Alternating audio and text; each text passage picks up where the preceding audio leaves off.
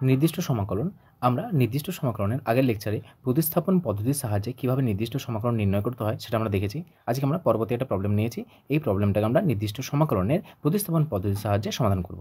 So কোনো একটা প্রবলেমকে প্রতিস্থাপনের সাহায্যে সমাধান হবে কি হবে না সেটা আমাদের টোটাল একটা চ্যাপ্টার ছিল প্রতিস্থাপন পদ্ধতি, সেই চ্যাপ্টারে আমরা দেখেছি। তাহলে দেখো এখানে সাইন ইনভার্স এক্স আর নিচে বসে আছে 1 - x² 3/2। এটাকে যদি আমরা লিখি, দেখো এটা লিখতে পারবো integration 0 to 1/√2 sine inverse x dx by, এটাকে লিখছি আমি √1 - x² ইন্টু 1 - x²। লেখা যাবে কি যাবে না? দেখো এইটা কত, হাফ, তাহলে এর পাওয়ার যদি হাফ হয় আর এর পাওয়ার কিছু না মানে 1, তাহলে হাফ প্লাস 1 যোগগুলো কত আসছে 3/2। তাহলে এই যে মাথাতে 3/2 লেখা ছিল সেটাকে আমি ব্রেক করে এভাবে লিখলাম। এবার দেখো প্রতিস্থাপন যখন করব তাহলে বলো এখানে প্রতিস্থাপন কাকে করব, কার ডেরিভেটিভ বসে আছে বলো তো? দেখো সাইন ইনভার্স এক্সের ডেরিভেটিভ বসে আছে √1 - x²।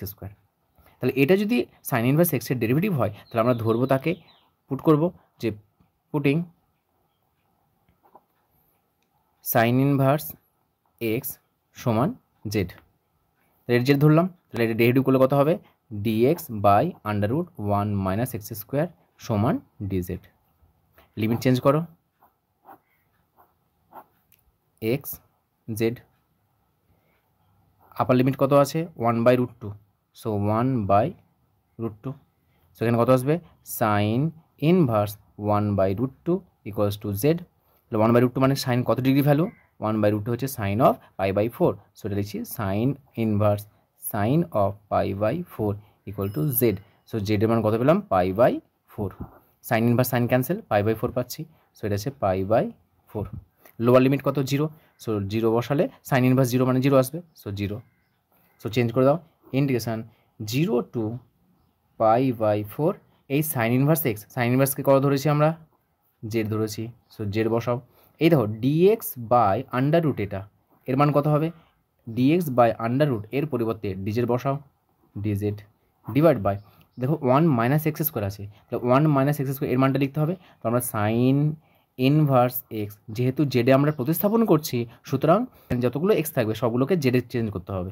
So sign inverse x সমান জেড, তো সাইন ইনভার্স এক্স সমান জেড, এখানে কত পাচ্ছি আমরা এক্স সমান হচ্ছে sign Z.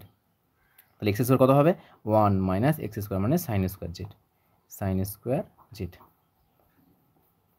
So integration 0 to π/4 Z. দেখো 1 - সাইন স্কোয়ার মানে কত, 1 - সাইন স্কোয়ার থিটা মানে হচ্ছে cos square theta, so cos square Z equals to integration 0 to π/4 Z.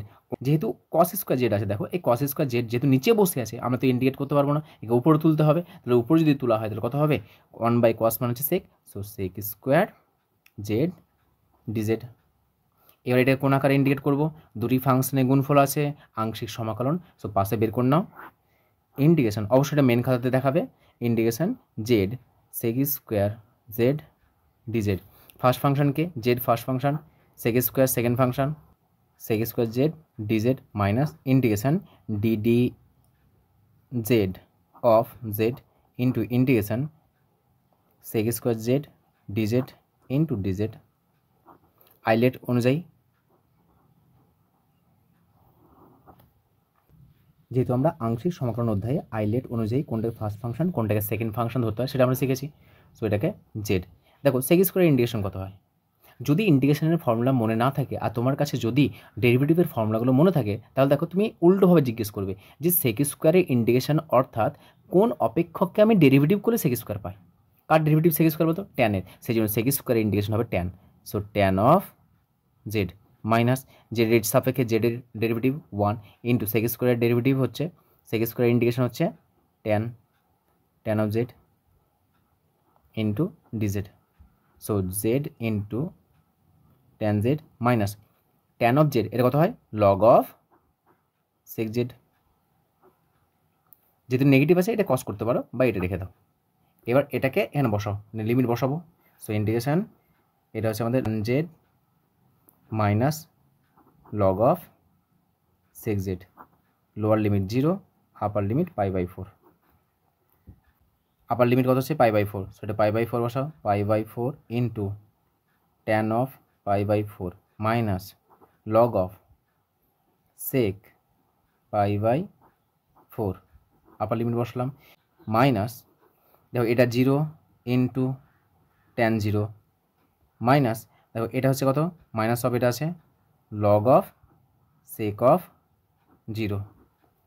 So calculate করলে কত আসছে, π/4 ইন্টু tan π/4 ভ্যালু কত 1 মাইনাস লগ সেক π/4, সেক π/4 এর ভ্যালু কত হয়, যেহেতু cos π/4 হচ্ছে আমাদের 1/√2, এটা √2 হবে, so log of √2 0, sec 0 value 1, so log 1 এর ভ্যালু 0, সো এই টোটালটা 0 হয়ে যাচ্ছে।